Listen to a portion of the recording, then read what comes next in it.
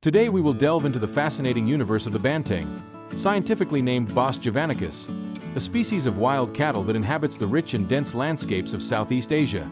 This magnificent animal is widely recognized not only for its imposing and distinctive appearance but also for its inherently shy and reserved nature, which makes every sighting a memorable experience. A close relative of the domestic cattle we know, the banteng is distinguished by a series of notable physical characteristics that make it unique in the animal kingdom. Its coat, predominantly smooth and lustrous, exhibits a variation of tones ranging from a vibrant reddish-brown to a deep dark brown, almost black, especially in older, dominant males. One of the most distinctive features is its white stockings, clear and well-defined markings that adorn the lower part of its legs, elegantly contrasting with the darker color of the body. Additionally, a prominent white patch on the rump and its curved horns, which rise with grace and strength, complete its impressive visual profile. Adult males tend to have a darker coloration, often evolving to an intense black or a very deep brown as they mature, while females and juveniles generally maintain a lighter, softer reddish-tan hue. This color variation between sexes and ages is a fascinating example of sexual dimorphism within the species. Beyond its aesthetic beauty, the banteng plays a crucial ecological role in the tropical forest and grassland ecosystems where it resides. Through its grazing habits, it contributes to the maintenance of vegetation structure and, by consuming and subsequently excreting seeds, acts as a vital disperser, aiding in the regeneration and diversity of local plants, actively shaping the landscape it inhabits and ensuring the continuity of many plant species. Adult bantengs are large animals, with a shoulder height that typically ranges between 1 meter and 50 centimeters and 1 meter and 75 centimeters, giving them a dominant presence in their environment. Regarding weight, males are considerably more robust, ranging between 600 and 900 kilograms, a testament to their strength and power. Females, in turn, are smaller and more slender, with a weight that generally falls within the 400 to 600 kilogram range. Their well-developed muscular build, combined with a naturally graceful and elegant posture, and the contrasting markings of their coat, give them a truly unique and sophisticated appearance among wild bovines. This combination of raw strength and subtle elegance is one of the reasons why the banteng is so admired. Its body structure is perfectly adapted to navigate both open grassland terrain and the dense understory of tropical forests, demonstrating remarkable versatility. Its hooves are strong and well-formed, allowing it to traverse varied terrain, from soft, muddy soils to more rocky and uneven areas. The long tail, tipped with a tuft of hair, is effective in warding off insects, a constant nuisance in the humid tropical climates they inhabit. Their large, expressive eyes, usually dark in color, are endowed with excellent vision, essential for detecting predators at a distance and for social communication within the group. Their ears, relatively large and mobile, pick up the slightest sounds, complementing their vision and contributing to their constant state of alertness. Bantengs are primarily grazing herbivores, meaning that most of their diet consists of a wide range of grasses, sedges, and other low-growing herbs found in clearings and open areas of forests and grasslands. Their long, rough tongue, along with sharp lower incisor teeth and an upper dental pad, allows them to efficiently pluck and consume these fibrous plants. However, their diet is not restricted to pasture alone. They also exhibit selective browsing behavior, consuming young, tender shoots, leaves of shrubs and trees, and various types of fruits when available, especially during seasons when grasses may be less nutritious or abundant.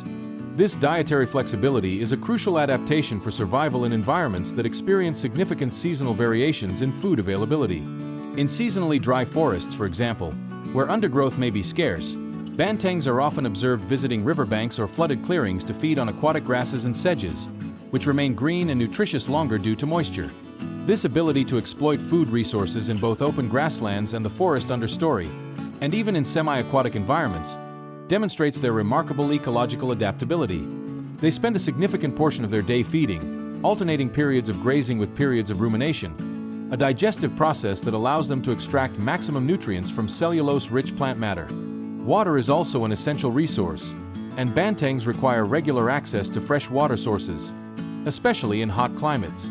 Regarding their social structure, bantengs form relatively flexible and dynamic herds, typically consisting of 10 to 30 individuals, although larger groups may occasionally be observed, especially in areas with abundant resources.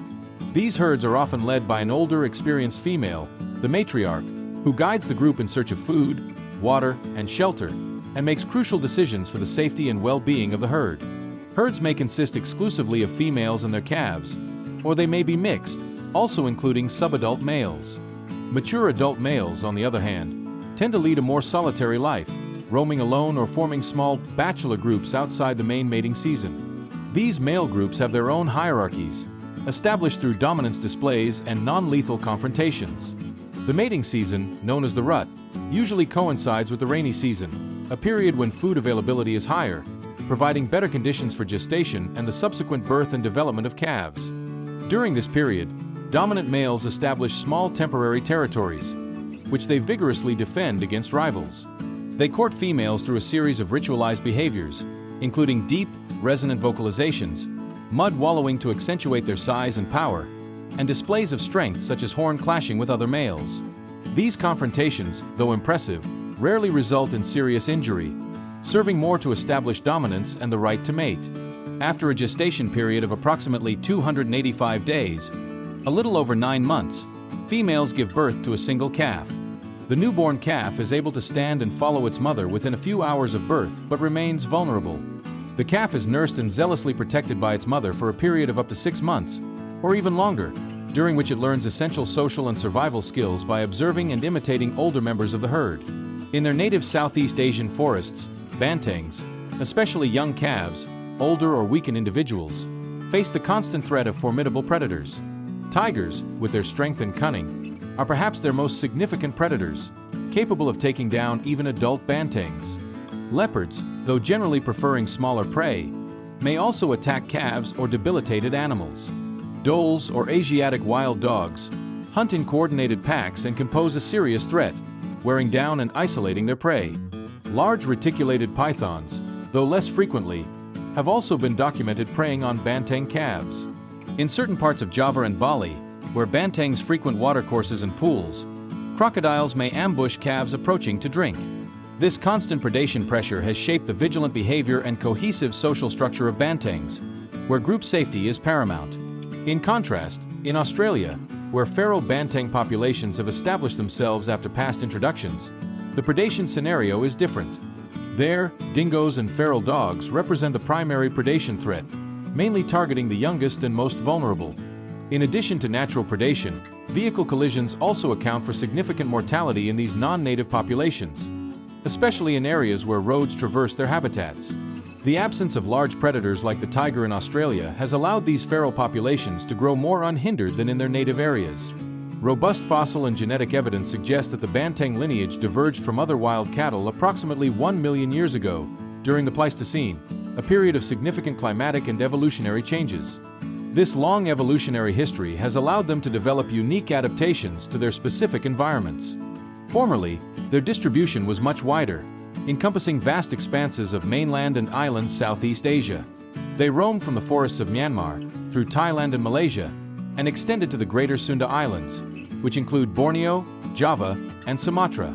Over millennia of evolution, bantengs have remarkably adapted to monsoonal forests, characterized by distinct dry and rainy seasons, and to seasonally inundated grasslands, which transform dramatically throughout the year. This adaptation is reflected in their robust, muscular bodies, capable of withstanding the demands of varied terrain, and in their notable tolerance for foraging in both dry terrestrial environments and shallow water areas, where they consume aquatic vegetation. Their ability to thrive in such diverse environmental conditions is a testament to their resilience and ecological plasticity, characteristics honed over an extensive evolutionary period.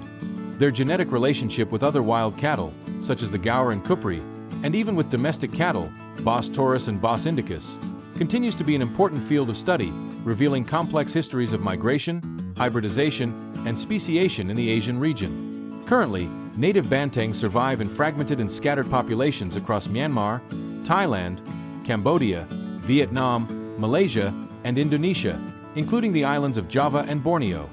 The progressive and relentless loss of habitat, driven by agricultural expansion, deforestation for timber extraction and plantations, and infrastructure development, along with persistent poaching, has severely fragmented their populations, isolating small groups and reducing gene flow between them. This fragmentation makes the remaining populations more vulnerable to stochastic events and inbreeding. In an interesting historical development, during the 19th and 20th centuries, a small number of bantengs were introduced to the Northern Territory of Australia. These animals, initially brought to provide meat in remote settlements, adapted surprisingly well to the new environment and established thriving feral herds, particularly on the Coburg Peninsula and adjacent parts of the Northern Territory, with some occurrences in Western Australia. These Australian populations, though non-native, now represent one of the largest and most stable concentrations of wild bantengs globally, a paradox considering the species' decline in its original range. This situation presents complex conservation dilemmas, as, on the one hand, they constitute a potentially valuable genetic reservoir, but on the other, they are an introduced species with potential ecological impacts on the Australian ecosystem.